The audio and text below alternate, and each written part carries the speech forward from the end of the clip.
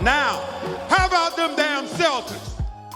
And we are back with another episode of How About Them Celtics. Sam and I are here recording on Saturday, February. What is the date? The 7th? February 7th.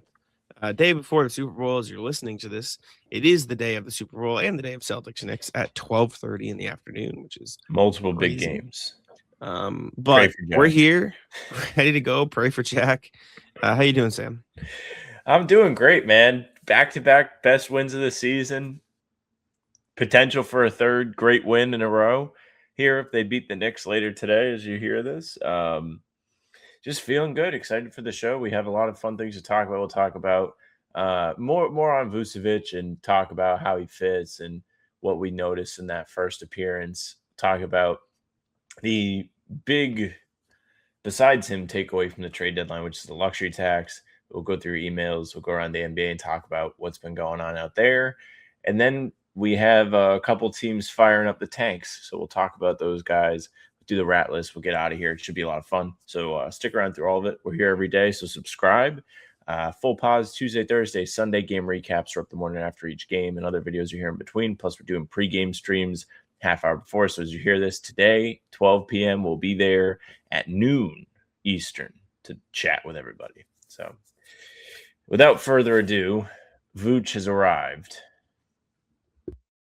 Vooch has indeed arrived. Debut game against the Heat, 22-point comeback win over Miami. He had a double-double. Looked great on offense, 12 rebounds, 11 points, I believe. He finished with 4 assists as well. Looked great on the offensive end. Looked like a clear hub, a mismatch hunter, a nice pick-and-roll guy, although he was slipping a lot of screens against the Heat because they like to switch. Defensively, some question marks. Not the quickest at closing out. Needs to get up to speed with what the Celtics want to do on a night-to-night basis as well.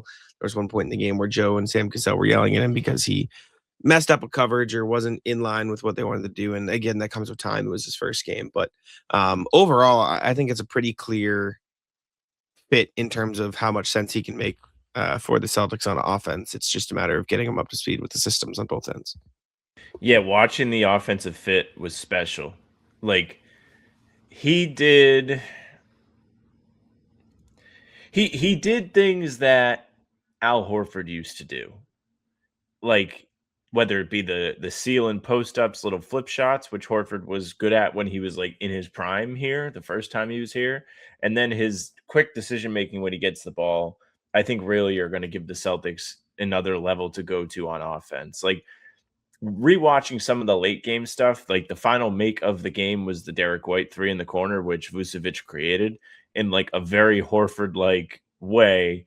He scrambles to get this disgusting kick out that Jalen threw, gets it, drives the closeout, immediately sees Derek in the corner and dots him up for a 3.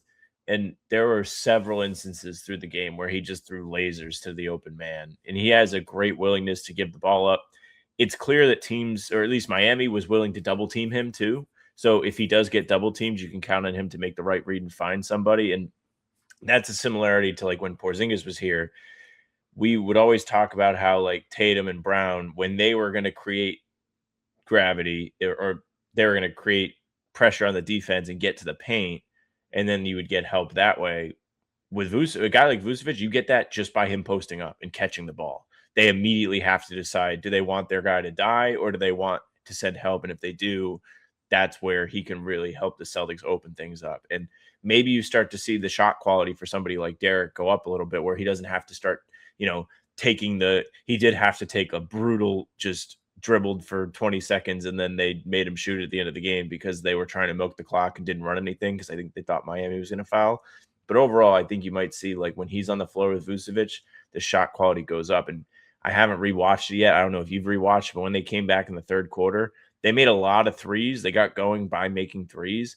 And I'm curious to how much of the openness came just because they were afraid to leave Vucevic. But I don't want to give him too much credit either because, those guys also contributed big time to the run. It wasn't just Vucevic. Yeah, I think the first few threes were some tough step backs. Like I know Peyton and Derek both made a couple above the break, late shot clock, deep threes that were like tough ones. But as the quarter went on, he was just running the pick and roll with Peyton and with Derek, and it just seemed like he was able to dive into space because the Heat were switching so often that he just got a step on them every time. Like There was one possession he bullied Drew Smith in the paint.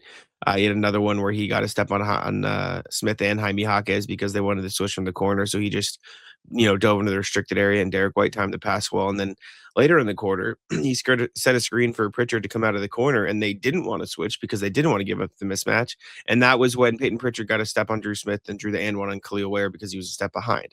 Like it's just he messes up the timing of defense because of how well he can bully mismatches in the paint. And they didn't even get to explore the pop option for Vooch, like you mentioned on the show last night, because the Heat were switching everything. The Celtics were just like, all right, if they're going to switch everything, then we're just going to go to the mismatch. But if teams start to not switch or they send two to the ball, like teams have in the past, like the Pistons or the Hawks or the Bucks did for a little bit and the Nets did, pop them out like you pop out Luka Garza, and you'll either have a one-on-one in the paint because they're going to stick to Vooch and don't want to give up that shot, or you get Vooch an open three. So I think he just opens up a whole host of new offensive options for the Celtics with the big man, and maybe even you can run double bigs. You just have a lot of flexibility on the offensive end with Vucevic in the fold now. Yeah, I think the Garza point is awesome because you can look at Garza, who I don't want to throw shade at, but he's not as good as Vucevic, and I don't think that's like unfair to say, right? Garza does a lot of awesome things. He's helped get himself in the rotation because he's been so reliable in certain aspects of the game, and he's going to give you positive things even though he is limited. With Vucevic, he does all those things, like the three-point shooting. Maybe he won't shoot the ball as well as Garza because Garza is just a sniper all of a sudden, but the rest of it is more dangerous with Vucevic. Like Garza has a great under the rim bag. He has the great decel step when he goes in for layups, but Vucevic doesn't need to do that. He's just strong enough to like catch, stop, and then bump his guy and finish through traffic. So there's a little bit more of a control aspect to that makes it more of a threat for the entire team rather than just Garza getting his, which is great that he can do that. But they've already figured the way that a player like either of these guys can help them offensively. And because of that, it just feels like it's going to unlock something. I'm really excited for the game tomorrow because New York is obviously a good team. They're coming off a beat down by the Pistons. Shout out to them. And they're going to come to play. They lost here in November or early December, rather. And now the Celtics have this upgrade time to test them against a real opponent. As well as Miami played in the first half yesterday, like they are slightly above average, if that. Another part of it I'm interested to see is how he fares against Mitchell Robinson, with Mitchell Robinson just being an absolute behemoth and dominating the offensive glass. Does Vucevic help you with that? Because that hurt you a lot in the playoffs last year. Is he going to be able to patch that hole for you? And we don't really know yet. I thought yesterday Vucevic, in my opinion, did a great job on the glass. He did a great job boxing out. Even in the first half when the Celtics were missing everything, he wasn't grabbing offensive rebounds every time, but he was in there fighting every single time. You could tell how much of a pain in the ass he was for Miami's players in that part of the game. Definitely. Something to keep an eye out for. Defensively, not as great. I didn't think he was amazing on the defensive end in his debut for the Celtics. It felt like he was a little bit of a step behind. There was a foul that you looked at and you're like, it's not exactly what the Celtics want to do. I just think that's a part of it is, getting used to the coverages, how the Celtics want to play, where he's supposed to be on that end. I'm pretty sure in Chicago they didn't run a lot of help, and so he was on an island and he stuck to his guy. Now he's gonna have to help off of his guy, but also be ready to accept the help from others and rotate. So I think that's just going to be a learning curve for him. So I don't think it means he's a bad individual defender. I don't think he's a great individual defender. I think it's something the Celtics are going to have to cater to him a little bit, but there's certainly a steeper learning curve defensively, in my opinion, joining the Celtics than offensively. I'm looking on Reddit right now because I think I saw it there this morning when I was looking for content. Somebody put together a great clip or shared a great clip of them rotating around Vucevic. Actually, I think it was on Twitter now I think about it. But basically, it looked like they were playing like a zone type thing where the perimeter players were scrambling to recover and Vucevic was mostly guarding the middle lane. And then they eventually switched him back onto a big man. Like, as much as anybody how the Celtics defend and how the scramble defense does a lot of heavy lifting for guys who aren't really able to guard all 5 positions. So with that, I think like there's potential for him to be fine, right? Like Garza is the ultimate comparison. Somebody who doesn't really move his feet that well, still tries, still is going to give you 110% effort, but he's just not capable of doing that at all times. And yet, when he's on the floor this season, they are a positive. Like Garza's minutes have been good when they got hot in November, December, even into the early parts of 2026. He was on the floor in some of their best lineups, and that's not nothing. Like it is doable with somebody that isn't a defensive demon. And Missoula seems to have that figured out, so he deserves a lot of credit. Yeah, definitely. Before we do continue, I want to tell you guys about PrizePicks. PrizePicks, the best place to get real money sports action this basketball season, this football season as well, though. And when I say football season, I mean the last chance to get action on football season before next season. He means today. The big game is here. I mean today as you're listening to this, and before 6 p.m., I believe, if you're listening to this, because the big game is here, and your Patriots, if you're listening as a Celtics fan, are in it. Make sure to check it out. They're offering a big max discount. If Drake May gets more than half a passing yard, that pick in your lineup wins. So you just have to add one more pick to it, and you have a chance to win big. So check it out. The big game special, max discount, half a passing yard more. He just needs one passing yard, Drake May, to make sure it hits. But once the big game is over, and from now until the end of the year, shoot your shot on PrizePicks and get $50 instantly in lineups when you play your first $5. That's right. PrizePicks is now giving you $50 in lineups when you sign up and play your first $5. PrizePicks makes every dunk, dime, and board that much more exciting. So don't miss the chance to get started on America's #1 app for sports picks. There's a new feature as well, which is early payouts. If your player gets off to a hot start, you now have the option to cash out those winnings before the game even finishes.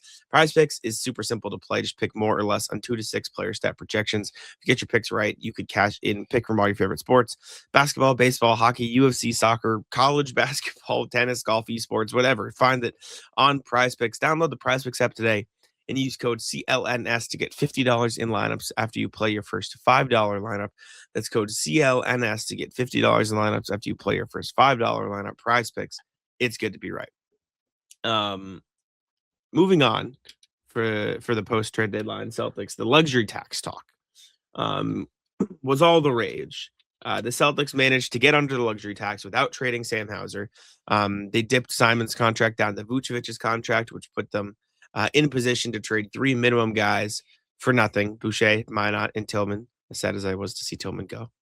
And get under the luxury tax. They're going to have to do some finagling, sign some 10-day contracts, most likely, probably sign some younger guys to those spots to make sure that the numbers are low enough on the prorated contracts and stay under the luxury tax for the season. But what does that mean? How important is it? That's what we can discuss. Yeah. The casualties came, as Jack said. It was like Brad executed Order 66 at the very end. Just had everybody wiped out so they can underneath the tax. We've talked about the luxury tax quite a bit on the show, debating it. It was mostly a Simons thing because in our narrow vision, it was like, okay, they can either trade Simons for somebody that's going to help them, or they can trade Simons to get underneath the luxury tax. Those were the only two things. There was never the, oh, maybe they trade him and just get underneath the first apron and then go from there. We didn't account for the gray area. And they elected to go that route. And so now they're underneath the luxury tax. They will almost certainly be underneath the luxury tax for the remainder of the league year, which is great because it counts for one of the 2 league years they need to reset the repeater tax. And Brad spoke to you guys yesterday a little bit about what the instructions have been and stuff like that. And he stressed, like, it's not a mandate from ownership to get underneath the luxury tax. It's not about the money. It's more about down the line being able to make all basketball moves possible. Like he mentioned, he was like, this is crazy. Like we can now send out less salary than we take back in a trade. We haven't been able to do that in years. Maybe since he took over, they haven't been able to do that kind of thing. So for them to unlock the team building abilities that come with spending less money, think about how much this man Brad has cooked over the 5 years. And he's been playing like on difficult mode. He's been playing basketball with ankle weights on, and he's still dominating. Now he's going to have all of the unlocked abilities. He has all of the Infinity Stones to make whatever trade he needs to make or not make, right? I think we talked with Greeny in the pregame. Now that they're not spending as much money, they can just afford to reward the guys who have gotten them here. Jordan Walsh can get a new contract. Nemi can get a new Exactly. contract. Vucevic can probably get a new contract, maybe on a team-friendly number. Like, those kind of things are important. And, you know, more so than anything, as Greeny pointed out to us on the pregame, you're setting yourself up for the next, 3 seasons after next to end the 2020s, which is a crazy thing to say, to just be able to go crazy, spend as much over the tax as you want, because you won't have that repeater penalty. It'll just be the regular luxury tax, which makes it easier on the ownership group. And as much as Bill Chisholm is like there every day, he's always in the front row, he's always cheering on the team. Like, there is no doubt in my mind that this guy is committed to trying to help the Celtics win basketball games. He is not the sole owner. He's part of a group. And other people that he got to help him buy the team are not just being like, this is super cool, they're winning. It's like, how much money are we getting back on our investment for those people? And so to be able to have Brad Stevens build a team and not have to pay exponentially more money for it is important for those people, I would say. And supplementarily us, even though it's not our money. It's not our money, but it's somebody's money, and we have to care about the money because it affects how the Celtics build a basketball team. That's the way people have to think about it. I can't find a very straightforward explanation of the luxury tax, but I found a Reddit post from 3 years ago when the CBA was introduced, and it gives a pretty good explanation. So I'll share my screen here. This is on the Warriors subreddit because I believe they are or were a tax team at the time, and so people wanted to explain it. But this is what I'm looking at for the YouTube viewers, and I'll say it for the audio listeners. We can look at these numbers beginning with the 25-26 salary cap year because it is where we are right now. $0 to 100% of the tax bracket amount, $3 for every dollar. So if you're at the tax, you pay $3 for every dollar over the tax you are, I believe. If you are 100 to 200% over the tax bracket, it jumps to $325, then to $550 at 200,000, and then to $675 for every dollar. The Celtics 6 months ago were cooked. They were paying an unfathomable amount of money for every dollar that they were spending. I believe they were in this range. I believe they were in the biggest range, but it hadn't kicked in for the 25-26 salary cap year yet. So I think they were at $425 for every dollar. And then on top of that, if you're 400% of the tax bracket amount and over, that rate increases to 50 cents for each additional 100% over the tax bracket, right? I'm not 100% sure the exact financial numbers. I've seen some that are like, if you're 5 million over, it's this number. If you're 10 million over, it's this number. The point is the Celtics were in a place where they were paying, I'm pretty sure it was $425 for every dollar. They were, I wrote it up for Houdini in like May. As of the day I wrote that, which was before either Drew or KP was traded, it was $875.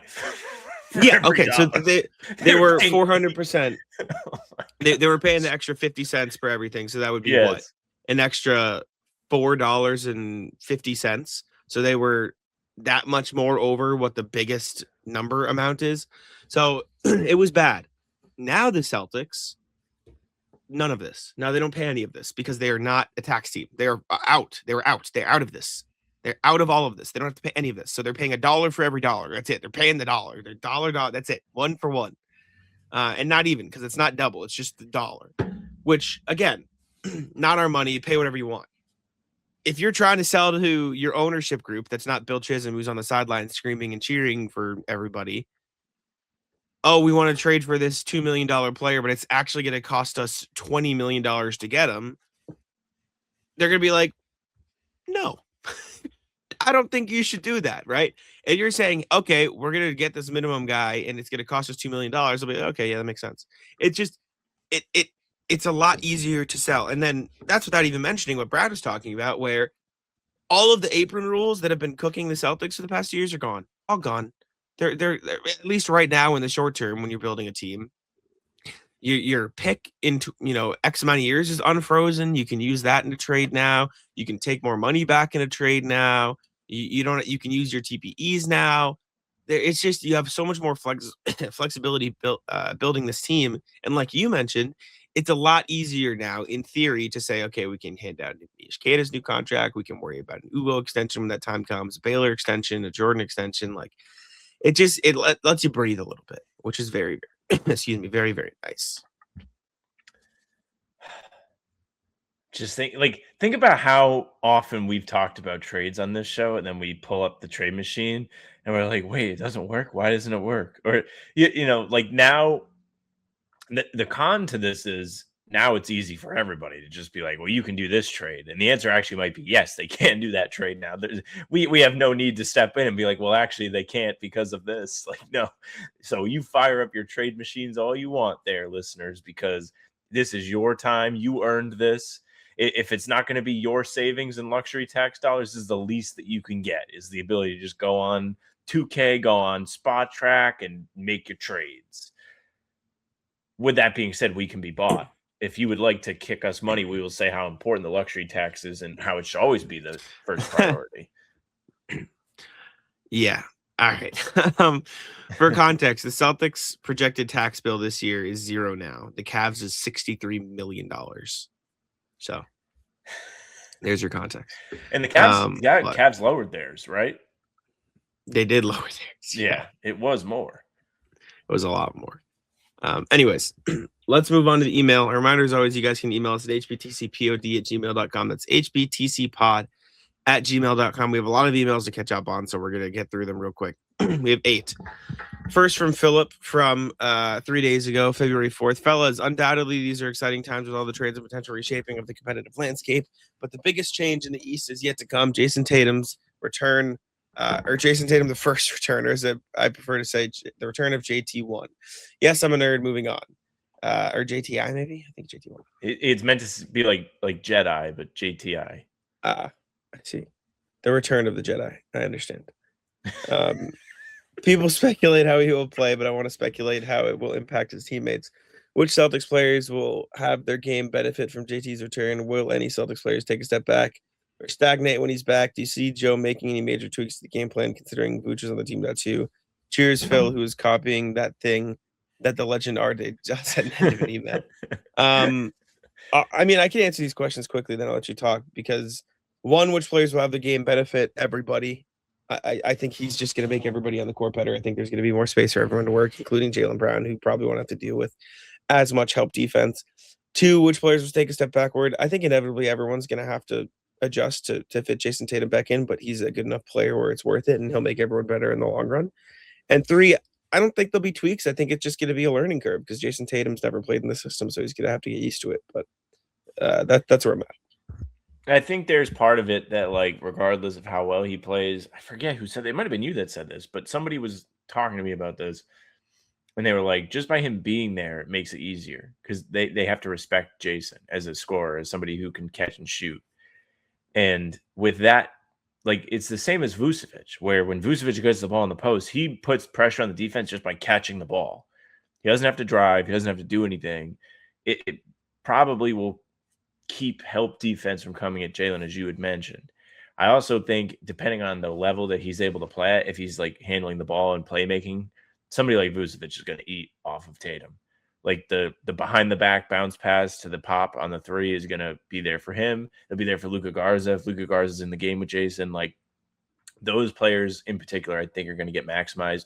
Not entirely sure about Nimi because on drives, I don't really know how that works for Jason off the top of my head. I don't really. Luke chemistry last year. Okay, sure.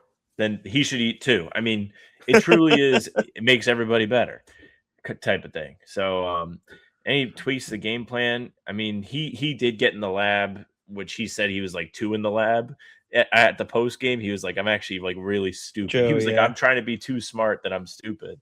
And like the double big lineup was an experiment, but clearly when they went to one big, when it was Vucevic in the second half, it was much better for them.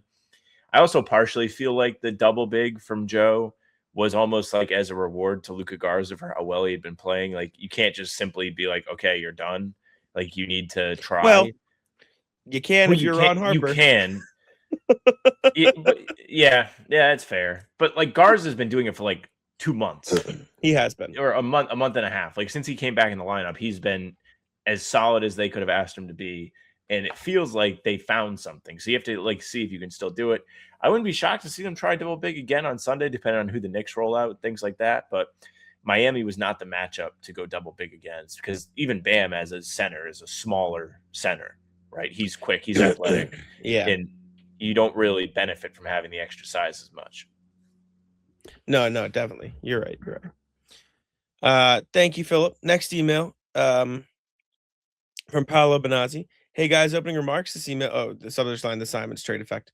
Hi guys, opening remarks. This email might obviously age in many different ways. Feel free to discard if it turns out to be worthless. No, it's fine. I think that the Simon's trade makes a lot of sense, and I don't really understand the even harsh criticism that I read here and there.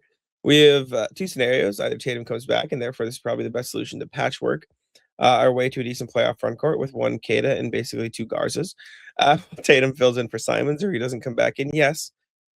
Or he doesn't come back, and yes, the team was probably going to be better balanced with Simons, but with little hope to make a deep playoff run anyways.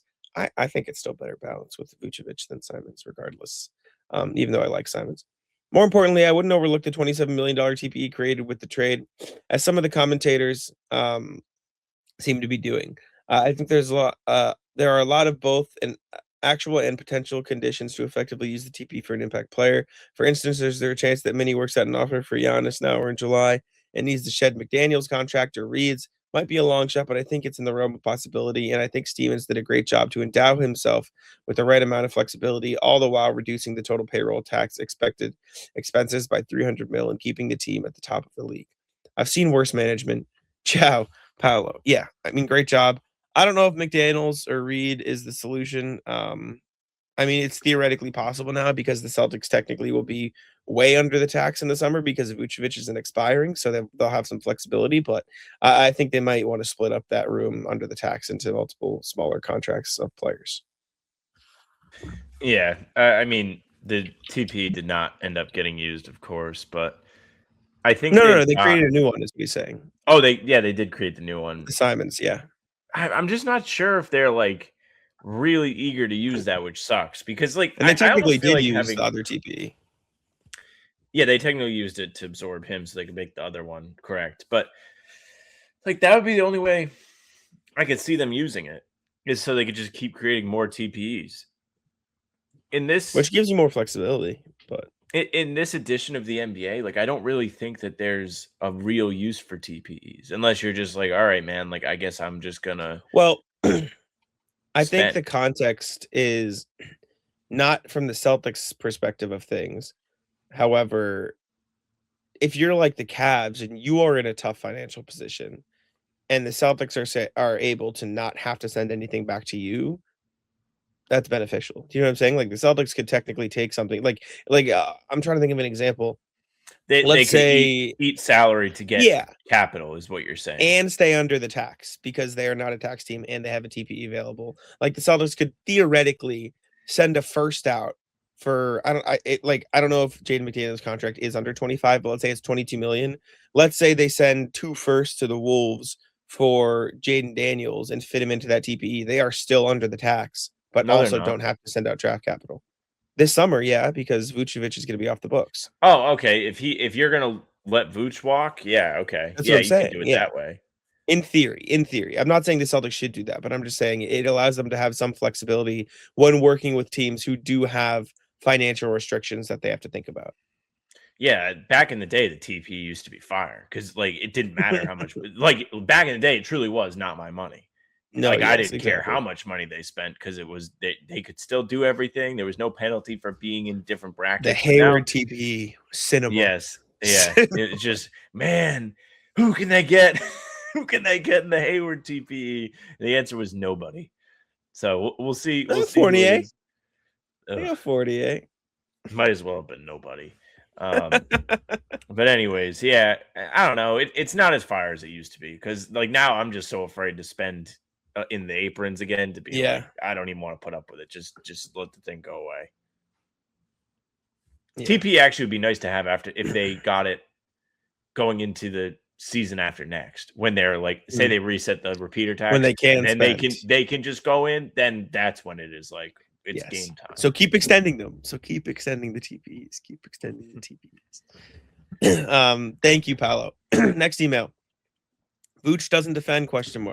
Fellas, one thing I want to contribute to the Vooch defense discussion is that defensive rebounds will dramatically impact the team's defensive ratings, and he is a top 10 rebound percentage guy and a number 11 in total rebounds. Even if he isn't great on ball, I don't expect the defensive rating to get worse. I expect Joe will scheme around it, bring the best out of Vooch, and the defensive rating will improve. Best, Phil, who thinks Vooch will be amazing for the team. Yeah, I mean, we talked about this a little bit at the start of the show when we were talking about Vooch, but we didn't even mention the rebounding. Phil. Yeah. With the rebounding, So, like as much as it might not be great, him, as you said, defending on the ball, closing on a defensive possession with a rebound gets you the stop. That is the final part of getting the stop, and he's really good at that. So I think it really could help the defensive rating. You're right. I mean, look, he was in there when they made the big comeback yesterday. Like he was on the floor for it, and Miami hadn't been able to really be stopped all game. Even though they didn't shoot super high in the first half, it just felt like they made every big shot as they built their 21-point lead at the half. Looking forward to seeing more and more of him. Like, I think one game is a tough sample size to really make conclusions from, but you can see some of the positives making their presence felt right away. For sure. Joe will make it work. Julian Rosa says, vet PG targets. Hey guys, hope all is well. Trade deadline is later today, so the Celtics trade for another guard. I don't think they added anything to the buyout market. I think by far the best PG available is Lonzo Ball. The best PGs that are expected to be official free agents after this trade deadline are Lonzo Ball, Mike Conley, and Chris Paul. Lonzo is by far the youngest of the three. He's also probably the best shooter, defender, and playmaker of the three, so it seems like a no-brainer, to be honest. I know he's injury-prone, but he's more than worth the risk in a low-salary deal. As far as trade, my favorite realistic vet PG I would like is Westbrook this season. Westbrook is averaging 15, 7, and 6. And 43, 35, 70 splits with 3 turnovers in 30 minutes. Obviously, the biggest concern are his 3-point numbers and turnovers. But again, this would be the low-cost type of trade with him being on a vet minimum. That would ironically be a swap of him and Boucher, with us probably, including a second. Westbrook's finishing, playmaking, and defense and rebounding are all strengths I believe the Celtics could benefit from. His competitiveness is also something I believe Mizzou will embrace. My number one target would be Lonzo, but if he doesn't want to be a Celtic, then I like the idea of pivoting and trading for Rust. Thanks for your time, Julian. Mike Conley ended up re-signing with the Wolves. Westbrook, which I'm surprised traded. More teams don't manufacture that type of thing. Like, they cooked. Well, I don't even know if they. Well, I don't know if the Wolves even knew it would happen. I think the Bulls just included him in another deal, and so the Wolves got lucky. Maybe they didn't know. They still cooked, even if it was unintentionally. Like, they accidentally dropped a couple of ingredients into the pot, and it came out awesome. I will say, I think from a financial perspective, the Celtics might stick to younger players with less experience, so the contracts are cheaper. So I wouldn't hold your breath for Alonzo or a Chris Paul or a vet guard signing. If I had to guess, it'd probably just be a G League guy or a younger player who's a rookie or a second year or third year, and Ron Harper. Like if I had to guess who the Celtics end up signing to their last 2 standard deals, it could even be Shoga or Tanji. Like I don't know, but yeah, that would be my guess. So I wouldn't get too excited on the buyout guys. Yeah, I stand by. I really think Ron Harper's going to be one of the two. It just feels like he's earned it. Brad, like, he talked about all the two-way guys at the presser on Friday, but he really talked about Ron Harper. He had a lot of good things to say about Ron Harper, and he was very open about how impressed they've been with him in the G League this year. So it feels like that was his way of being like, I think we're going to sign Ron to one of the 2 spots. I don't know how the financials work for the rest of it, but I know, as you said, I think on the pregame and also just now, if somebody has been in the league longer, their veteran minimum becomes more expensive. If you're signing a younger player who's on a minimum contract, then you can get away with it and still they're only $800,000 below the luxury tax. Like, they cannot really afford to get crazy with whoever they go and get.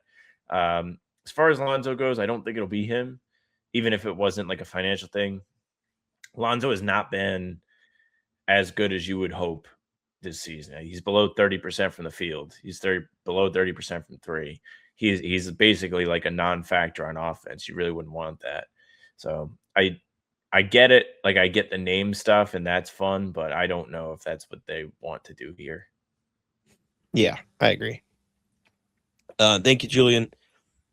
Post Vooch trade plans. Rob Vera says, I wanted to say I'm very happy with the Vooch trade and I look forward to having double big looks again.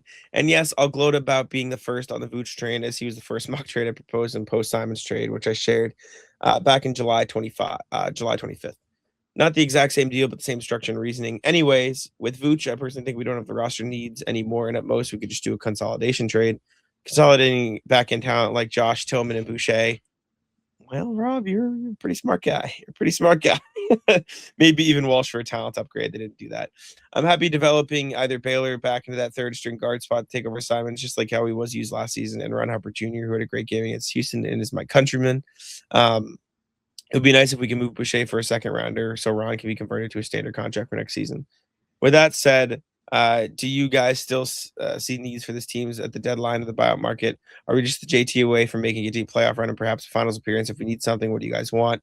That's going to be cheap. Buyout or vet min trade? Question mark. Thanks, Rob version 1.0. I don't think they need shit.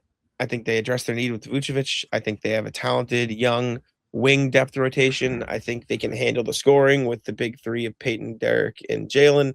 And I think Jason Tatum coming back will really round out this roster that makes $130 million when you subtract Tatum the contract. So pretty damn good job. I'm pretty sure the Celtics are below the salary floor with players currently active because of Tatum's injury. So it's kind of ridiculous what they've been able to accomplish. And I don't think they need anything else. I think they're in a great spot. Man, the more we talk about this, it's just like, man, when Tatum's back, they're going to be special. Like, they're getting a free max contract player back. And I agree. Like, Vucevic feels like he is somebody that fits and gives you a legitimate paint presence on at least offense, and he can close out defensive possessions on the glass. Ron Harper's only 25. Like, he shows flashes of being someone that can be a rotation piece on a good team. He has good size. He can shoot the ball. He understands where he's supposed to be. He has a good feel for the game, and he can defend. So more time for him working in the organization will probably benefit him. They need somebody, like, the opportunity is there for him even next season, right? Like, if you think if this roster stays mostly the same, there are going to be guard minutes to be had. Hopefully he can get a little bit of time. And I know, like, with Jason coming back, it makes it a little bit more congested, but who knows if, anybody needs to miss time, there will be chances for him to run. Exactly. All right. Thank you. Thank you very much, Rob. Stars are valuable, says RJ. Morning, folks. The win in Houston reminded me of something that it took a while for it to click in. Seeing RHJ mention his dad in the post game locked it in. Last night, as I write this, reminded me of the 1992 Bulls, specifically the fourth quarter of Game 6. Chicago was down 15 to start the period, and Jordan was getting his usual rest. The five on the floor were Pippen, B.J. Armstrong, Stacey King, Scott Williams, and Bob Hansen. Usually, Jordan would get about 3-4 minute breather at this point, so the squad was tasked with holding the deficit where it was. When MJ returned at the 8:36 mark, the margin had been cut to 3. The Bulls bench guys hadn't done anything exceptional. They just played smart and hard as a unit at both ends of the floor. He and Chicago went on to win the game and close out their second championship. So yeah, stars are valuable, but teams win. Be well, RJ, who loves seeing Coach Mazzulla coach everyone on this team up. Joe Mazzulla is the best coach in the NBA. The Celtics have developed a group of guys who only care about winning basketball games, and it is such a rarity to see that in today's NBA. So I'm thoroughly impressed with not only Joe, not only Brad, not only the front office and the coaching staff, but just the willingness that every single individual person on this Celtics basketball team has to just, like, I mean, there has been no point in this season where I've been like, oh, that guy's not trying. Like, it just feels like every second of every single game, every person is giving it 100%. And that's a fun team to cover. I mean, shit. Your example lines up. You didn't know this. You would have no way of knowing this at the time of sending the email, but how the game went yesterday. Jalen comes out the game. Derek, Peyton, Vucevic, Hauser, Baylor Shireman go ape shit in the third quarter, and they come all the way back. Like, yeah, all of those guys are quality players. Vucevic, Peyton, and Derek are borderline star players in this league, if not star players. So it's not completely one-to-one, especially like with the way the depth in the NBA has changed over the years too. Like in 1992, the depth was way different. You just had guys out there to fill space. now everybody kind of has something that they do, but that's credit to the Celtics in making it so that is the case on their team. They know who does what, who can be trusted where, and so on. But yeah, I mean, there was a point where I was like, I don't even know if Jalen should come back in. These guys are playing so well. Exactly. I thought the same thing. Thank you very much, RJ. Isaac says, hey, hope you guys are. Oh, why was he giving me a suggested reply? Go away. Go away. Hey, hope you guys are having a great day. Fun question. If you could have dinner with any current or past Celtic player, who would it be? Ooh. I don't know. I'll pick a current and a former. I think it's easier. Current? Trying to think of like who I would actually probably have like the best time talking to. That's what I'm thinking of too. I think I would get dinner with. You would get dinner with Baylor Shireman. How'd you know I was going to say that? Because you're like, oh man, we could talk about High School Musical. That's your guy, man. I probably would pick Garza because I think he's like it. Like I don't know, seems friendly. If this question was a week ago, I would pick Xavier Tillman. And I probably would have picked Minot a week ago. Yeah, you'd pick Minot. All time? But I'll pick Shireman, yeah. I'll go Shireman. And then Smart. Evan Turner would be another Smart one. Smart or Bill Russell. Love. Ooh, that's a good one. I'd pick Smart, Bill Russell, or Jeff Green. I got 3. I think those good answers. Those are the big 3. All right. Thank you, Isaac. Doc Rivers. Good question. Thank you. Last email. Buyouts, financials, and last 2 roster spots. Rob, version 1. Hi, folks. The last time I emailed you guys, I was asking for your thoughts on buyout candidates. That was sent before Brad decided to go for getting below the tax line and dumping Boucher, Tillman, and Minot. We're in a different world now, and I see many people discussing buyout candidates, and it's causing me to shake my head. Assuming Brad doesn't want to do his own work, I would presume the next moves he will make will ensure we stay below the tax line. First off, the tax line is 187.8. Celtics are currently 187 with 2 roster spots to be filled. To stay under the tax line, we need to spend about $800K for 2 players. This is where the rookie minimum and why Amari Williams was converted comes in. The prorated rookie minimum is lower than the prorated vet minimum. Amari is costing us just $400K for the rest of the season. This is the type of contract we need for the last 2 spots. If we get someone on the buyout market, it's going to cost upwards of $700K per player, increasing for years of experience. This means we can't get anyone from the buyout market unless they were drafted in 2025, nor does Ron Harper Jr. qualify as he's not a rookie. This is where Shoga and Tanji become the 2 likely players for the last 2 spots as they qualify for the prorated rookie minimum at $400K per player. Both of their contracts will nicely combine to be under $800K with some delaying of conversion from Brad. I expect the next 2 weeks, sitting at 12 or 13, we can be under 14 for up to 2 weeks, unless Brad decides to exploit certain loopholes with 10 days. Anyways, yeah, so better kill those dreams of buyout players unless they're rookies. No Chris Middleton, CJ, etc. Thanks. Rob, version 1. I'm pretty sure there is a way for them to do it with Ron Harper Jr. if they wait long enough with 10 days. So I think Ron will still get one because of his relative lack of NBA experience. But I do think the other one will just like we were saying, like I don't think buyout guys are realistic. No, it doesn't feel like it. And from what Brad said, he said literally, I want somebody who's going to come in here and be okay with not playing. Which I mean, we will play. We will do exactly. We'll do it. Thank you. Yeah. There's 2 spots. There's 2 of us. Perfect. Yeah. Anyways, let's go to the NBA standings check-in now. The NBA section, if I can open up my other browser, which is taking a long time to load. Thank you for changing that. Pistons still in first place in the Eastern Conference. Celtics behind them with a full game lead on the Knicks in third place. Celtics 4.5 games back of the Pistons now. Cavs in fourth at 31 and 21. Then you got the Raptors and Sixers rounding out the top 6. Magic, Heat, Hawks, Hornets have finally overtaken the Bulls for the 10th seed in the East. And you got the Bulls, Bucks, Wizards, Nets, Pacers in the doldrums. Man, the Hornets are only 3 games out of 7th. They are climbing. Hornets are good, man. They've won, 8 in a row? 8 in a row. First time they've won 6 in a row since the release of the PS2. Do you know that? I saw that. My gosh. This is the first time they've won 8 in a row since they moved to Charlotte. Every single professional sports team, like in American sports, where they play 82, at least an 82 game season, i.e., just not the NFL, Every single organization has had a 6-game win streak in that span, except for the Hornets. Every single one. Hockey, baseball, basketball, except the Hornets. And now the Hornets are back.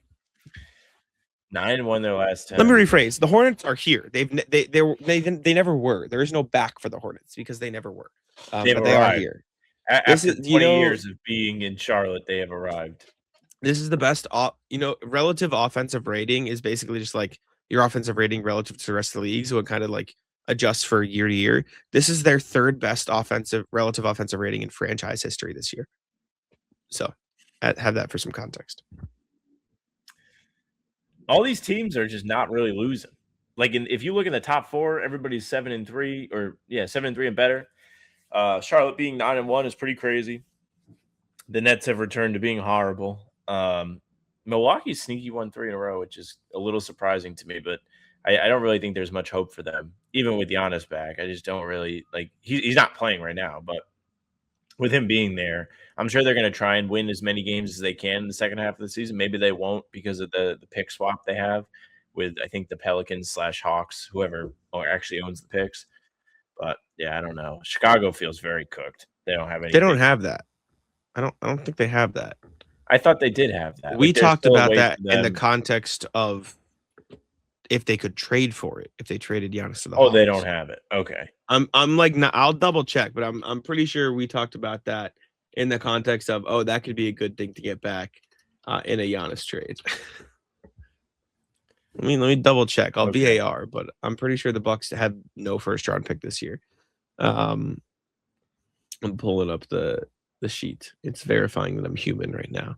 But as of now, even though Chicago and Charlotte are tied at 24 and 28, I think the top 10 is going to stay in the top 10. I don't think any of these bottom 5 teams are going to climb up.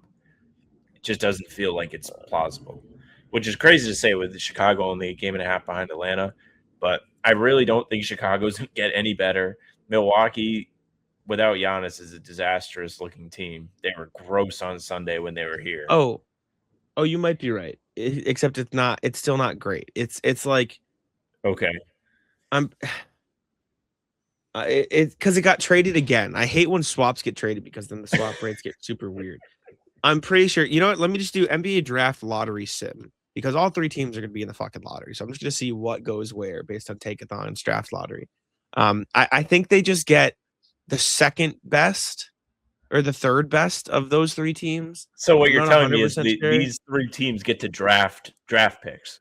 So team 1, whoever has the best swap gets their first pick of the 3 draft picks. The second team gets a second pick, and then the last team gets whoever.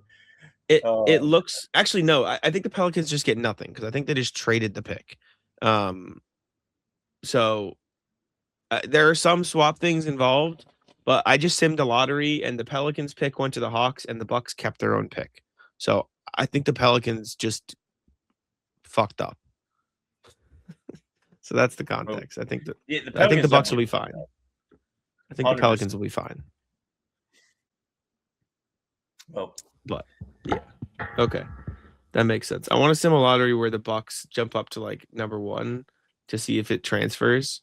It does. So yeah, if the Bucks get number 1, it goes to the Hawks. If the Bucks pick is better, the Bucks get the worst of their own in the Pelicans pick. I think you were right. But then the Pelicans don't get the other one. It goes to the Hawks. Yeah, the Pelicans were the one that punted that. That's when the Derek Queen trade happened. Okay. It was like, DeMar's dumb. Yes. Okay, cool. That's it. Done. Regardless. So the Bucks are hoping that their pick and the Pelicans pick jump in the lottery so they get a top 4 pick. That's what the Bucks are praying for. And the Hawks are just fucking chilling. The Hawks are feeling good. This actually feels like a situation had they traded Giannis, then they would have got the best lottery luck. As it goes, if they traded to the Lakers, they would have somehow got their own pick back to be able to have the first pick. Right? If they had traded Giannis for that pick, theoretically they could have had 2 lottery picks. I think that would actually be fire. Yeah. Anyways, Western like Conference teams have 2 lottery picks. It never goes well for them. Maybe. Thunder first, but only 4.5 games ahead of the Spurs in second. Nuggets, Rockets, Lakers, Wolves rounding out the top 6. Then you've got the Suns, Warriors, Clippers, Blazers. Clippers have climbed all the way up to the 9 seed and are only 3.5 games back to the 8 seed. Still 7 games out of the top 6, though. And they just traded half their team. Grizzlies, Mavericks, Jazz, Pelicans, Kings behind them. The Kings, one of the great franchises. Did you see last night? There was a clip going around of the Kings doing an in-game, game in the timeout where they had a fan come up and shoot a free throw. And if the fan made the free throw, they got season tickets to the Kings. And when the fan made the shot, he was only like moderately excited. Like he looked like he was actually forcing a smile. Well, yeah, I mean, he made a big shot and he won $5 value. Like, what do you? Like, of course, he's upset. Did you see losing that? Them 11 in a row? They are on Pistons watch. Yeah, they're bad. You see, they're bringing back the shooting stars for All-Star. They are. Oh, I'm a fan of that. Team All-Star, stupid, but Scotty Barnes, Chet Holmgren, Richard Hamilton, one team, fun. Okay. How did they determine that? I don't know. Team Cameron, which is Jalen Johnson, Con Knipple, and Corey Maggette for Cameron Indoor. Okay, Dude, I was like, it's gonna be 3 guys named Cameron. Team Knicks, Brunson, Towns, and Allen Houston. No, and the team that we're all rooting for, Team Harper, Dylan, Ron Harper, Ron Harper Sr. Very fun. Very cool. All right. Go Harpers. We're in. Go Harpers. Very cool. I have a rooting interest in the shooting stars. I can't believe this is my life. Yeah. They should have a media shooting stars team. Everything's about us, clearly. But yeah, that's the Western Conference standing. Shout out to Clippers. James Harden saw them win a bunch of games in a row and said, I've had it. James Harden put it out there that he did not request the trade. So I don't believe any of it anymore. I don't know what happened. Anyways, we can move on to the rest of the NBA. Wizards going full tank. Anthony Davis reportedly going to sit out the remainder of the season. Now, listen, it is all ha funny. Like, of course, Anthony Davis is out. If I'm the Wizards, I'm not risking anything fucking up my lottery odds. I don't care. I'm not investing in this season. There's no way to make the playoffs anyway. So why would you play Trey and AD? 100%. I agree with this decision. I saw this from Kirk Henderson on Twitter today. The Wizards agreeing to shut down Anthony Davis, and somebody on Facebook made him Professor X from the X-Men in the wheelchair. And then I shared this to my Twitter, and I said, you can tell that this is AI. By the way, it's Anthony Davis in the Professor X chair, Bradley Beal, Kuzma, Kristaps, none of which are on the Wizards anymore. And then I said, you can tell this is AI because there's a bunch of people in the stands. There's actually fans at the game. But yeah, I mean, if I'm them, I really don't blame, or I don't blame them for doing this. Like, their season is cooked at this point. It'd be one thing if they were like Chicago, right on the cusp of being in the play-in, could compete if they wanted to, but instead they opt to tank. It looks like kind of silly. But with the way things have gone for the Wizards this year, I do not blame them for being like, what if we just reset next year, especially with Davis being injury prone. Like, that is part of the joke that, like, this guy can never play. But, like, I don't know, man, if he is actually dealing with stuff, let him get healthy, let him have a summer, let him come back. You have Trae Young with him. Like, you can probably convince you have, like, decent young players on your team too. You can convince somebody to come play for you. The 3 guys that hit free agency, you can have your pick probably. 14 and 36. What does Anthony Davis and Trae Young do for you at this point of the season? You have 9 games to climb to catch the 10th place Charlotte Hornets if you wanted to do that. I don't blame them. And then in the same breath, it sounds like the Pacers are doing the same thing. Rick Carlisle spoke to the media last night and said Vucevic now has an ankle injury he's been playing through all of a sudden. So they're going to let him rest up and get healthy before he makes his Pacers debut. The Pacers, who are the worst team in the Eastern Conference by a game. Again, it's not about this season for the Pacers. If I'm the Pacers, I am not risking anything. I'm saying, you know, You've what, come this far. or Zubac, take your time. Take your time.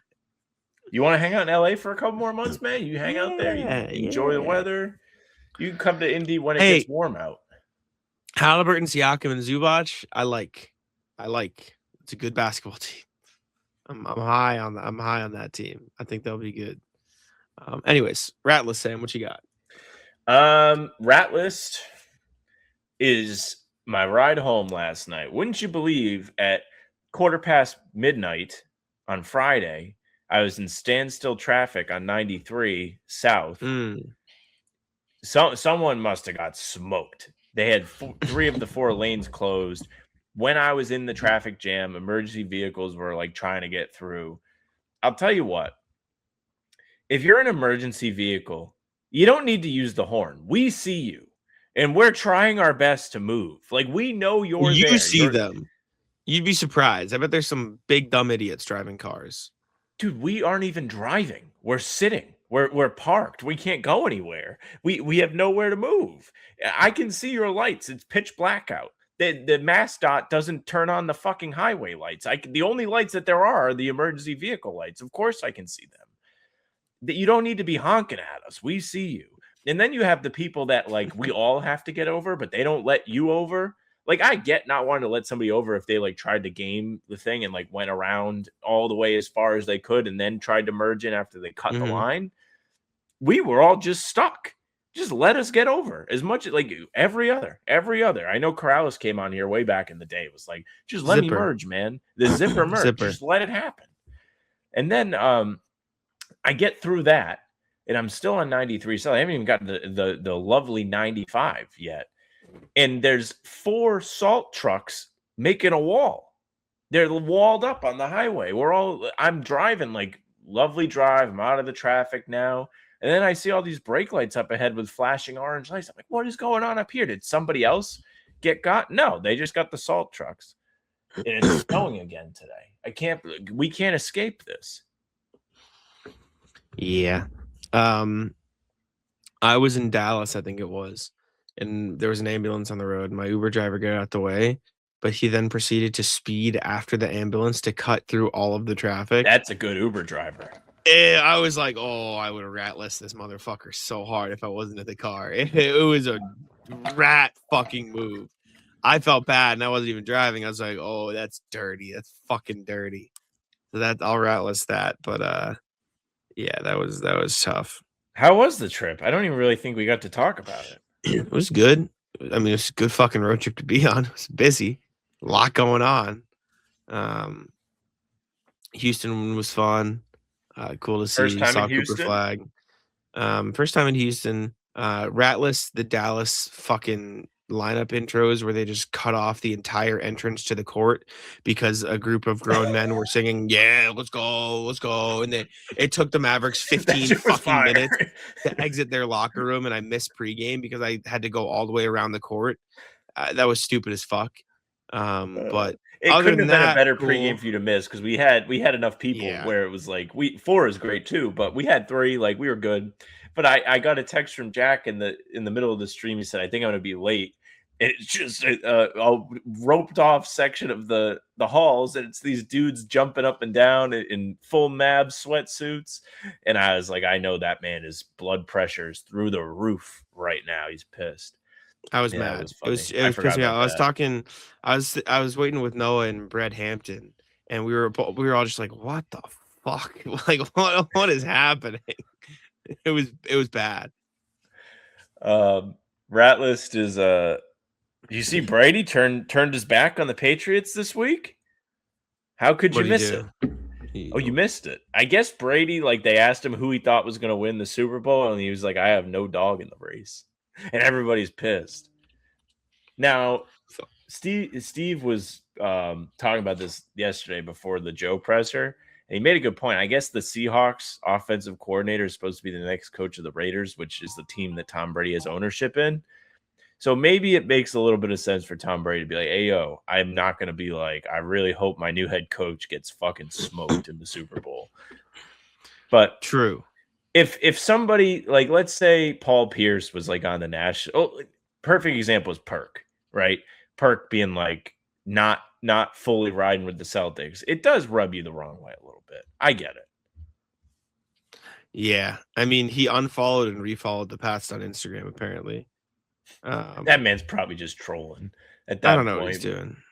He's not using his Instagram. Maybe he is. He's single. Yeah, I was gonna say he's probably active. This is my favorite tweet or line of tweets with all the Brady stuff. It is Tom Brady when people ask him about the Super Bowl. I have no dog in the race. You know, he's trying to be professional. David Ortiz on national TV whenever the Yankees lose a baseball game. Yeah, that's very true. David Ortiz is so fire. Let's go, baby. Let's go. Hey, let's do it again.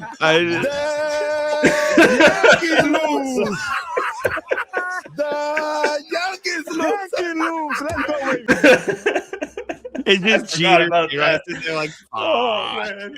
Yeah, no, Big Papi is like a top. He's a Mount Rushmore Boston athlete guy. Like not just like being a great player, but he is carrying the water with him as he's gone on to do media and stuff. And Pierce has been the same way. Like when Pierce does like his Fox Sports show, like he will always ride for the Celtics. And he was walking to the studio last year when he said there's no way they lose the game 2 to the Knicks. And then they did the same thing and lost, and he had to walk all the way to work.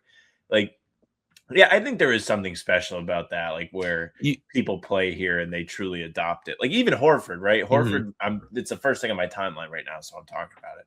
He was talking in his walk-off interview last night, and he's talking about the Super Bowl. He's like, man, Pats all the way, hoping it's like 28-24. Don't know if that'll be that many points, but yeah, I'm a Pats fan for life. Good. Shout out. You see Pierce talk about how Durant should get a statue, and Durant was like, nah, give me a mural outside the bathroom. KD is like the most humble guy star. He'll talk shit to you, but like he doesn't want the. I don't even know if he's humble. I think he's just a realist. I think he just understands like the importance of the other 3 guys versus him in Golden State. Like I don't think he's humble. I think he knows he's incredible. Oh, he was talking about with the Warriors specifically. Yes. Oh, okay. Yes. Yeah, no, I mean in that, yeah, he's self-aware then. Yeah, I mean, KD's exactly. The guy. That's the thing. That's all I got. I got nothing else. Ratless Jackson Hayes. He absolutely smoked the Wizards mascot earlier in the week. Just hit sticked him in the opening warmups, and I have my antennas up now because during this Ratless segment, we have been given the slate to the 2026 Slam Dunk Contest, and one Jackson Hayes will be participating with a couple guys that I really have never heard of. Yeah, I thought I saw something about Jalen Duren being in the dunk contest, but then he's not doing it anymore. Yeah, I guess he's not doing it anymore. Get rid of the dunk contest. Get rid of it. Yeah, it's bad. They gotta do something else. Yeah, I don't know why Jalen Duren was reportedly gonna do it. Yeah. Shams tweeted 4 days ago that he was gonna do it, and now he's just not. I don't know. Very weird. All right. Anyways, I want to see the 3-point contest because I want Sam Hauser or Pritchard to be in it. But if I had to guess, those motherfuckers do not want to go to LA for the All-Star game. In it. That's all I got though. I have no other rat list. I'm chilling. All right. We can wrap it up there. Thank you to everybody very much for listening and watching. Make sure you leave a like, comment, subscribe. We're here every single day with new stuff. Full pods drop Tuesday, Thursday, Sunday. Game recaps morning after each game. Other videos are here in between to keep you up to date with all things Celtics. You can find the 2 of us streaming pregame live a half hour before every single show. Not reading them, but we're there. Nick NBA has been with us all season. We're bringing in special guests to join us too. It's been a lot of fun. Come hang out. You can find all of our pods and recaps up on Spotify and Apple too. So subscribe there, follow, leave a 5-star review. We'd appreciate that very, very much. You can email us, hbtcpod@gmail.com. We're reading them every single time we do the show, hbtcpod@gmail.com. Our socials are How About Them C's for Twitter, Instagram, TikTok, Facebook's name of the podcast. All streams are there. They're on YouTube. They're on Twitter. Jack's Twitter is Jack's1NBA. Mine's at Sam LaFrance NBA. That's it for us.